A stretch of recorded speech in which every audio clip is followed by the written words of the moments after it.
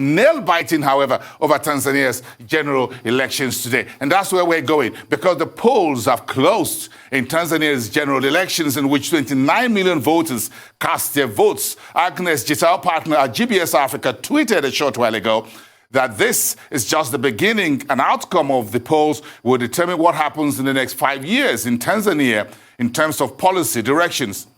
But what does this election and its outcome mean for East Africa? My guest on this is Nicholas Cheesman. He's a professor of democracy at the University of Birmingham in the United Kingdom. Good evening, Professor. Thank you very much for coming on the program. Let's go straight to business. What is your outlook on Tanzania's polls? It's already closed today. Nearly 30 million people expectedly had voted.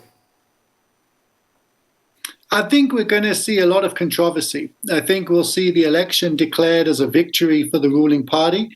I think we'll see that being heavily contested. The ruling party, I think, wants to claim victory not just on mainland Tanzania, but also the islands and, of course, Zanzibar.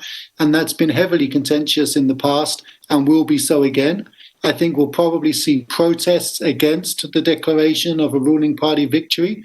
And in response to that, we will see probably a hardline security force response.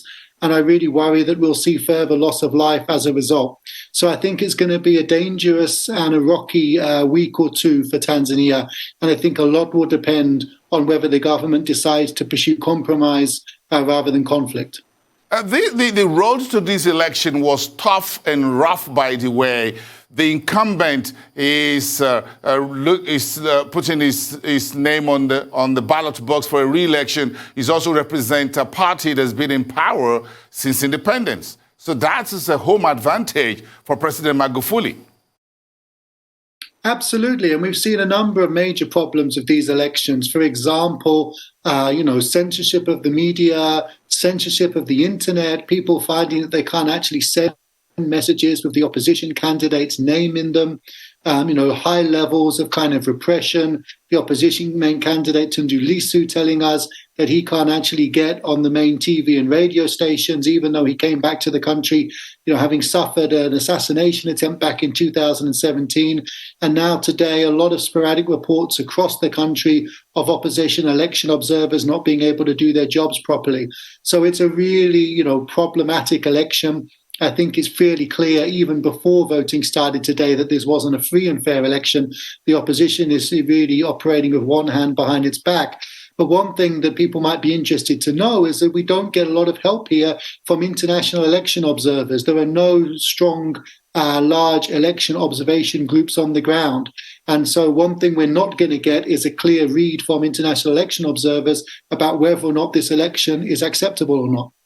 So how important, Professor, how important is a stable political and economic Tanzania for the East African community? I think very important. I mean, if we think back to the Kenya crisis of 2007, 2008, when the problems in Kenya had major economic impact on Uganda and on Tanzania, partly because of Kenya's importance regionally, but also because it's an important access point for countries like Tanzania to ports and airports and global trade. I think, if we think back to that, it's very clear that Tanzania is very important, and a stable Tanzania will be very important to the East African community.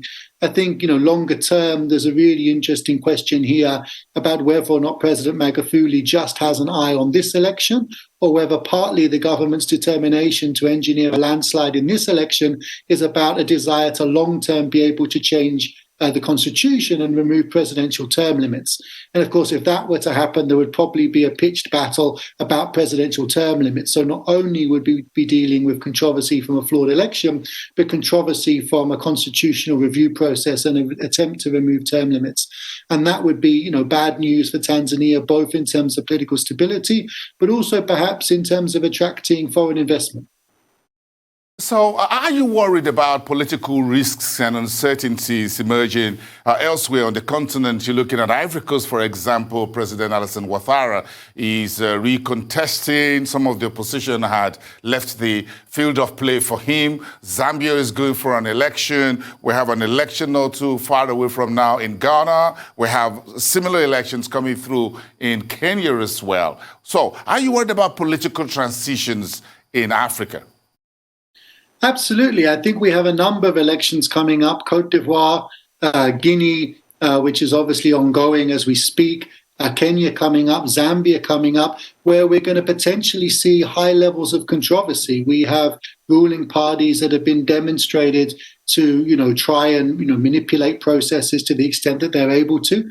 We have high levels of controversy, and we have, especially in countries like Cote d'Ivoire, a great deal of distrust between the ruling party and the opposition parties, including, in some cases, previous election boycotts.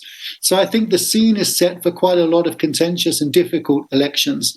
And I think one of the significant factors there is that, of course, the international community is more focused on COVID-19 than it is right now on promoting democracy and human rights. It's not really clear who would actually intervene in some of these cases, at least intervene effectively, if we were to see major electoral crises. And the African Union has been quite quiet recently. It hasn't really spoken out on some of the big issues that have been coming to the fore in countries like Guinea. So I think there is a real worry here that it's going to be a tough year. Of course, it doesn't have to be. This is not inevitable. Governments can decide to allow elections to be high quality and to try and use that legitimacy and turn that into something that promotes political stability, sell their countries as a good news story. Malawi is doing that right now. But the fear, of course, is that governments get paranoid and worry about losing power. And that's when they start to grab hold of the authoritarian levers and undermine elections. Thank you so much, Professor Nicholas Cheesman from the University of Birmingham. Do have a great evening. Thank you so much for speaking to us this evening.